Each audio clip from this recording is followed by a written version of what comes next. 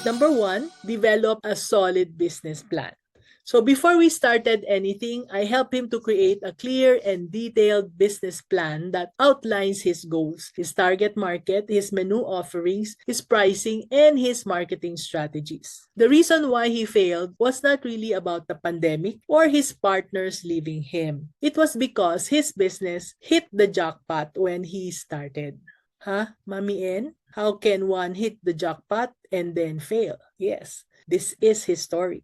His store was the first one in their town that sold chicken wings, and business was so good that they just went with the flow. He and his partners were so busy running the store that they thought things would stay like that forever. They never took the time to create a plan for their business. They did not study their market. They did not check their prices, even when the prices of the ingredients already fluctuated. They had no clear goals for their business, and they never analyzed their menu. As for marketing strategies, they never bothered about it as they had more customers coming in than they could serve. So the pandemic hit, and then their business just really got hit pretty badly. But John, who was the fighter among the partners, decided to sell online. He said, I can sell my chicken wings online. The online sales has kept their business going even when their store was closed. So when the economy opened, they really rejoiced because they expected the happy days to be back again. But at that time, John's partners were no longer available to help. Things have changed after so many years. Some got married and decided to have regular jobs. Some went abroad. So either they closed down or John has to handle the business all by himself. So what he did was he bravely took on the challenge